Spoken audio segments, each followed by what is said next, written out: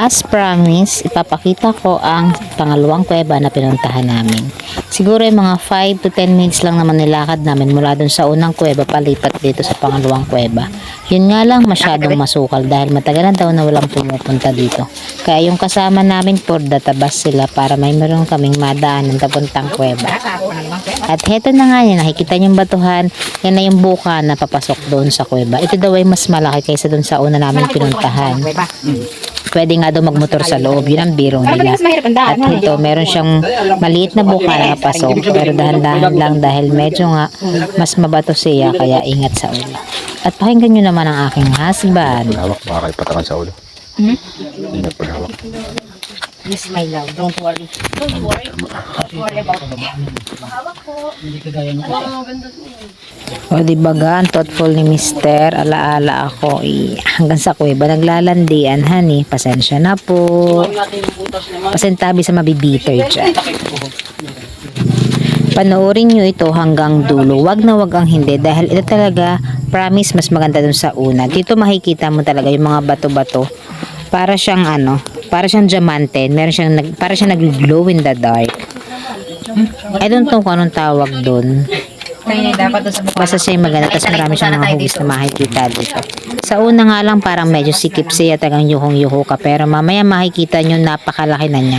Tapos para na siyang lupa talaga yung dinadaanan mo, kaso maputik, pero at least hindi siya mabato. Parang ipin yung pagka-details niya. Tapos yung tinuturo ko yun yung pagkaka-formation ng bato para siyang ngipin-ngipin. Kaya sabi ko, astig naman ang pagkagawa. Ayan na, at pwede hawak ako dahil medyo mahirap nga ang daan. Ay baka matalapid ang person, manipis pa naman ang suot ko. I-video mo. Napansin mo? Nagre-reflect. Oo.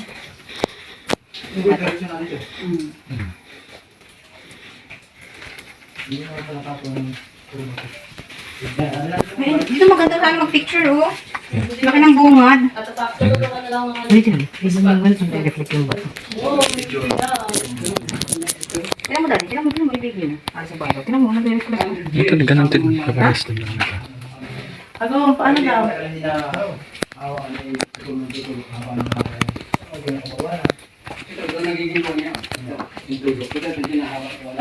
May pag-picture lang kayo kita. Ayan, at gaya ng nakikita nyo, napakalaki ng bukana na niya. Di baga, tama nga sila, pwede na nga itong magmotor dahil pantay na siya. Kaso medyo maputik, tapos marami siyang mga itim-itim, siguro yun ay mga dumi ng kabag. Mapanghinga lang dito, pero hindi naman siya ganun kapanghi, unlike dun sa una na napakaraming kabag. Sa tingin ko, mas konti ang kabag dito, unlike dun sa una namin pinuntahan na talagang libong kabag yung nakita namin. Dito nga lang, mas na-enjoy ko yung mga bato-bato, at gaya niyan, nakikita nyo kumikislap-kislap. Yun nga lang, hindi pa rin siya nabigyan ng justice ng cellphone ko. Sa personal, mas maganda po talaga yan. As in, para siyang diamanteng kumikinang-kinang. Kumbaga, mapapakanta ka ng Shining Shimmering Splendid ni Jasmine. Shining Shimmering Splendid. Astig. Wala pong effects yan. Kuha lang talaga. Galing, no? Astig. Hindi ako pawising tao. Hindi ako pawising tao. Pero pawis-pawisan ako po. Nakakapawis pala pag nasa kuweba. Ang ganda ng formation nito. Para siyang bugita, be. Alam mo. No. Maganda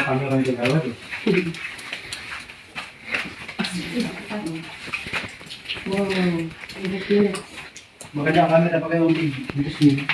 Mandala mo Ito, sir. Ito maganda, sir. Reflect din siya. Din siya. May ano mo. Makati, gawandang. Pwede mo dati stop. Picture lang mo. Ipopost? Picture lang mo. Ito. Yung kaya yung pagkakard. Post, pipindutin lang. Hindi pa. Ito pa ang mga shell din sa dagat ang pagka-formation niya. Yan o. Yan. Stigo puro tubig-tubig. Kukunti ang kapag dito pero malawak siya. Hoy, bato dito. Ano? Ano na siya sa lupa? Nakahalik na sa lupa yung bato niya. No? Meron, kahit malaki ang... Ay, lamig. Napatakan ako ng tubig ang lamig. Sarap, para may yelo. Ito malawak talaga. Mas malawak na ito. Pwede siyang. Yung, ang ganda. Maganda pa ganito, walang bato-bato, no? Tapos puro lang nasa side lang yung mga, ano. Eh, hindi mahirap paglakad. Hindi ka tulad kanina. Paano siya? At ayan na nga, napakanta na nga yung kumare ko, di ba ga? Pang The Voice, ito, power.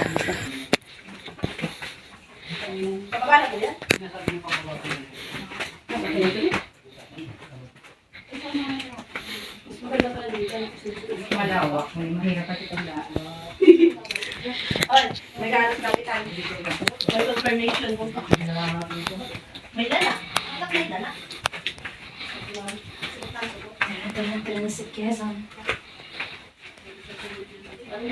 Tara na sa Quezon. Oo ha? Parang sa inyo yung ganyan. Dito sa amin. Hello! Tayo sa kuwala. Hindi na nagpasok. Nag-slide na si Aning.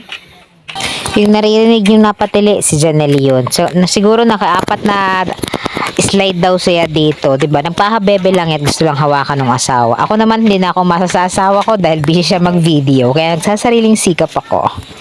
Putik, meron putik. Doon na na-slide.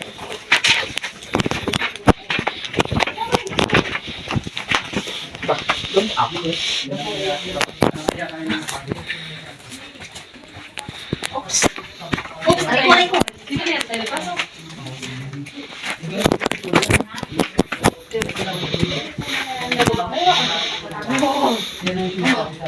Para siyang galing kasama. Ano ba? Pwede lang mo. Video pa ka ilang ako nung kaban. Okay. Kita mo pa-exit dun. Ganda. Alam mo mga pinagsusutingan ng mga horror movies na way. Yan yan.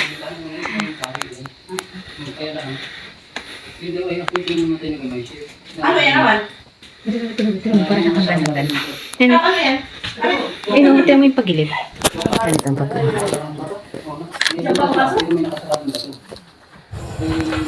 Itong part na to, ito na yung sa mismong gitna ng kuweba. Nung makalabas kami dun sa bukana, meron na siya parang pa-exit dun. Pero hindi pa rin kami lalabas dyan. Dahil meron siyang maliit naman na parang yungib pababa. Mas maliit na siya kaysa kanina. Kaya talagang yuhong-yuko na para nga makababa ka. Doble ingat nga dahil baka naman mamaya mapakahid ng likod o ulo mo. Kaya ako niyan dahil rayo mahina medyo tumatanda na ay ayoko nga masyadong yumuko ay ayan medyo umupo na lang ako kahit madumihan ako para hindi nga ako mapauntog pero napasabit pa rin yung aking pamuyod dito. Parang kumbaga ito yung pinakaluob na loob ng kuweba pero aming titistingin kung kami ay hanggang saan ang makakarating dito. Tingnan nyo at meron pa rin siyang pagkabay, may malawak pa rin siyang parang patanel. Ano ba?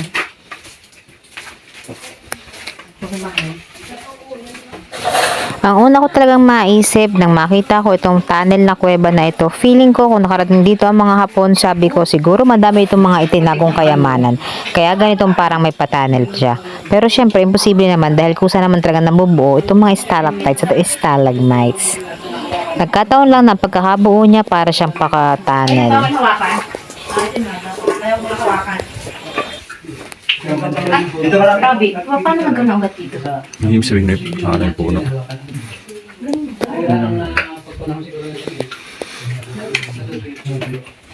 Pero ako nga sa likod tayo. Ano lang? Ready na tabi. Tabi po. Stick na. Mahirap. Hanapin laki mo. Dahil pa ilalim dyan. Bawal daw hawakan. Umilis yan. Bakit hindi alam Stick. Ayun ang tayo mga direct. Dyan na. Sa part na to, makikita nyo, meron siyang pa-tunnel dito sa may kanan at dito sa may kaliwa naman ay meron din. Pero itong pakaliwa, hindi na namin pinuntahan. Mas pinili namin itong pakanan dahil ito ang alam ni Kapitana na mas napupuntahan nila.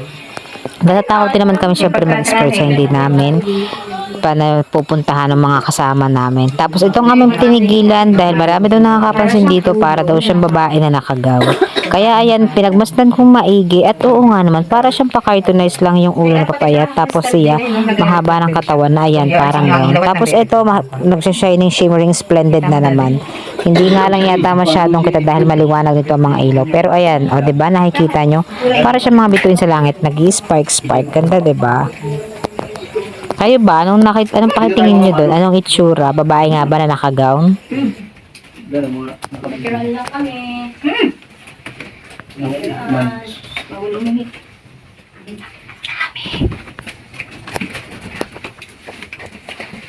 Dito pabulong na akong umiimik dahil nakita na namin yung mismong pwesto ng mga kabag. As in, sobrang dami na sa part na to. Kaya kami sabi ko, bawal maingay dahil baka mabulabog namin. Tapos iniiwasan din ma-flashlightan yung napakaraming kabag dahil mga tulog sila. Pagmasdan yung mabuti yung mga siling at yung nakikita na yung nangingitim na mga yan, lahat yan mga kabag. Mga tulog sila, kaya ayaw naming mabulahaw, kaya kami nagbubulungan na lang at nag-iingat sa pagbivideo sa kanila na hindi masulo at mga gising. Syempre, kailangan nating irespeto dahil ito'y kanilang teritoryo at may buhay din naman sila, kaya iniiwasan natin na mabulabog sila. At ito ngay kanilang tirahan at kami kumbagay mga extra lamang. Ayan, kung nakikita nyo, ang dami nila, diba, kabilat kanan. Pero nabulabog pa rin sila kahit kami dahan-dahan lang.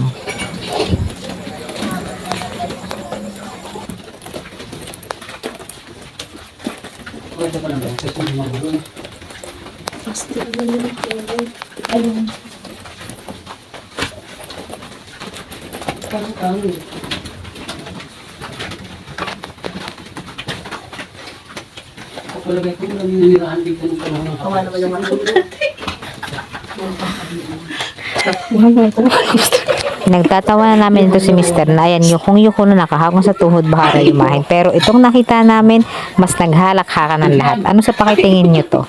Pasensya na po. Pero sigurado, yung mga green-minded dyan, maiisip.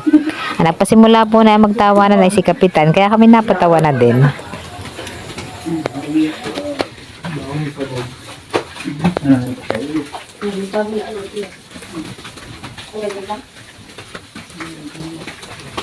Ito yung part na yung ceiling talaga nag-i-spark siya. Halos lahat dyan sa parting yan nag-i-spark yung mga bato. Shining, shimmering, splendid. Nag-glow talaga siya. O diba, nakikita nyo naman. Hindi ko nga alam kung ang tamang term na gamitin ko ay nag-i-spark o nag-glow. Basta kung sa Tagalog, para siya mga bituin sa langit na kumukuti-kutitap. O yun na yun.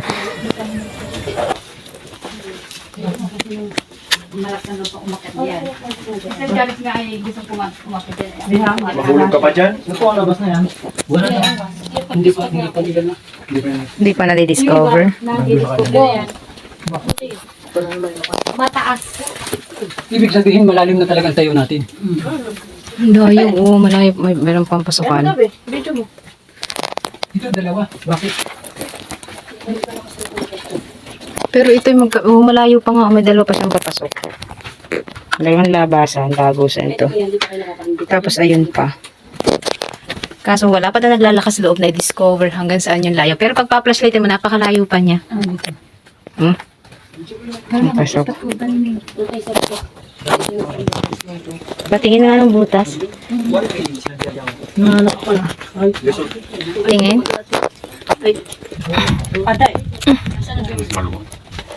Ay naman. Sobrang malayo siya. Pero di kayang ipakita sa video. By naked eye, wala siya makitang napakalayo pa niya ng akyate. Wala pa daw dyan nagtitisting pumasok. Baby. Ay.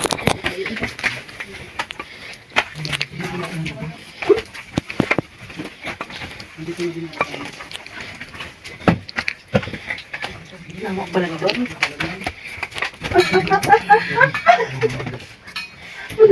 Pa! Hello? Ayan, kung narinig nyo, si Ma'am Janelle nagre-reklamo na nagpahabebe na pala sa asawa niya. Humihingi yan ng rest back.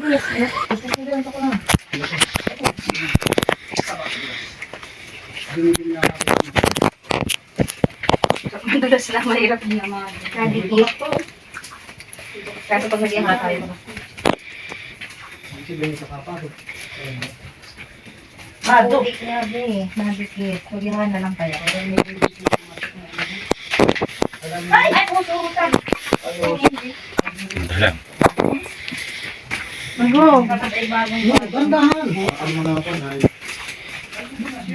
Ha? Wala na saan?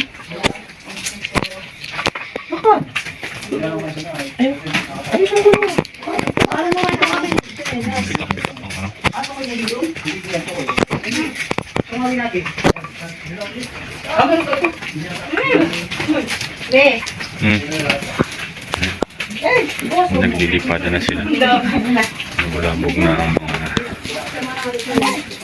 paniki. Dapat pala dito yung buta. Dito sila nag-iipon-ipon tuwing umaga. Ito ang kanyang pira. Pinakadulo. Pinakadulo? Dulo na yan. Wala na ito ng kasukantuhan. Dami ka ba? Yung dulo. Nasa yung plastic na kaya ng malayo? Ah! Ano ate? Kapalit ko. Dulo. Oo, wala na ito. Hindi ka mahal. Sinusunod yung camera ko. Ilaw. Bata ang kamay.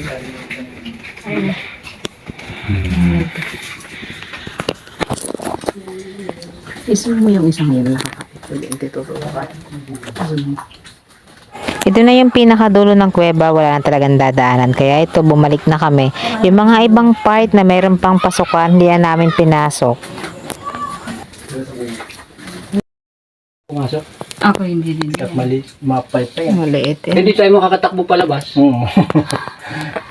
Mamaya na dyan pa nakakulong po ng ahas eh. Pero siya ay malayo pa ikot. Malayo pa yan. Malayo pa. Malayo pa.